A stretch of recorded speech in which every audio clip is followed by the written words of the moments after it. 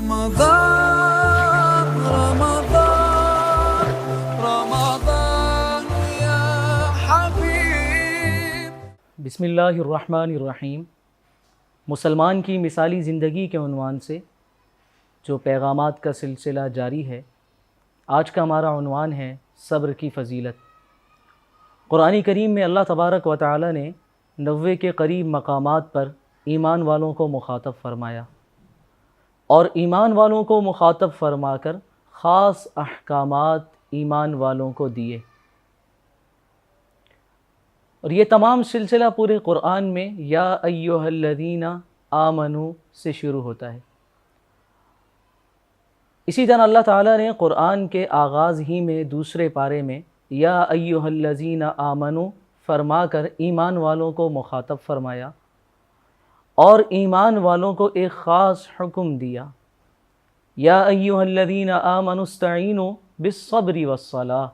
کہ اے ایمان والوں ایک خاص بات رب کی طرف سے تمہیں سمجھائی جا رہی ہے، اور وہ خاص بات یہ کہ اگر اللہ کی مدد حاصل کرنا چاہتے ہو تو 2 کام کرو: نماز کا اہتمام اور صبر۔ نماز سے اللہ کی مدد حاصل کرنا تو ظاہر ہے، رسول اللہ صلی اللہ علیہ وسلم جب بھی کوئی کام پیش آتا اور جتنا ہی مشکل ہوتا، کوئی بھی پریشانی ہوتی، آپ صلی اللہ علیہ وسلم فوراً نماز کی طرف متوجہ ہوتے اور نماز کے ذریعے اللہ کی مدد مانگتے۔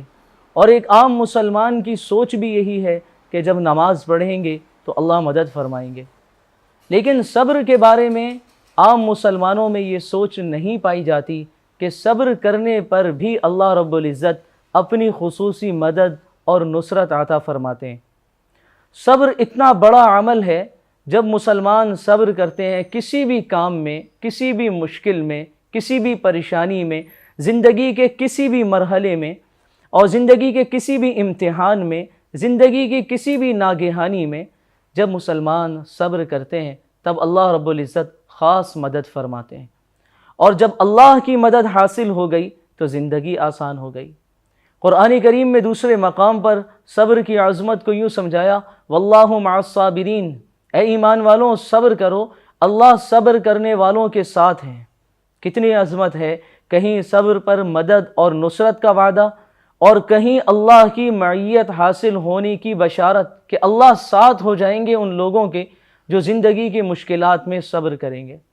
اور سورہ الف لام میم سجدہ میں بہت ہی خوبصورت انداز میں صبر کی عظمت کو سمجھایا گیا، اور فرمایا جتنے بھی لوگوں کو اللہ نے دنیا میں بڑا مقام عطا کیا، جتنے بھی لوگوں کو اللہ نے دنیا میں امامت کا منصب عطا کیا، جتنے بھی لوگوں کو اللہ نے دنیا کا امام بنایا، قائد بنایا، لیڈر بنایا، تب بنایا جب انہوں نے صبر کا دامن تھاما، جب زندگی کے مشکل گھاٹیوں میں وہ صبر کرتے رہے، اور صبر آزما مراحل میں انہوں نے صبر کا دامن نہیں چھوڑا، ڈٹے رہے، استقامت سے کام لیا، تو اللہ تعالیٰ نے اس استقامت، اس صبر پر انہیں دنیا کا امام بنا دیا۔ آج مسلمانوں میں دنیاوی لحاظ سے اور دینی لحاظ سے، دونوں لحاظ سے جو زوال آ رہا ہے، اس کی ایک بنیادی وجہ ہمارے اندر صبر کی کمی ہے۔ ایک دن کوئی کام کرنے کے بعد دوسرے ہی دن نتیجہ چاہنا،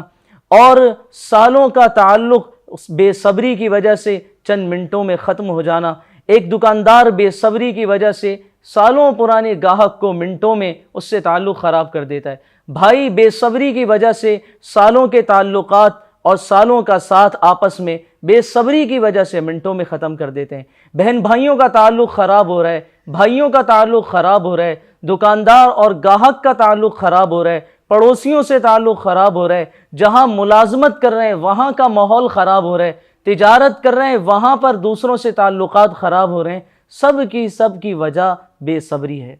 اور قرآن کہہ رہا ہے اے ایمان والوں جہاں پر ایسا موقع آئے وہاں صبر کرنا، وہاں ہمت سے کام لینا۔ جب تم صبر کرو گے اللہ کی مدد تمہارے ساتھ ہو جائے گی۔ تو میرے عزیزوں، یہ بہت بڑی دولت ہے، پورے قرآن میں ہمیں اس کی ترغیب دی گئی۔ ہر وہ موقع، ہر وہ لمحہ، ہر وہ وقت جہاں پر انسان پریشان ہو جائے اور پریشانی انتہا کو پہنچ جائے، جہاں انسان تکلیف میں آ جائے اور تکلیف انتہا کو پہنچ جائے،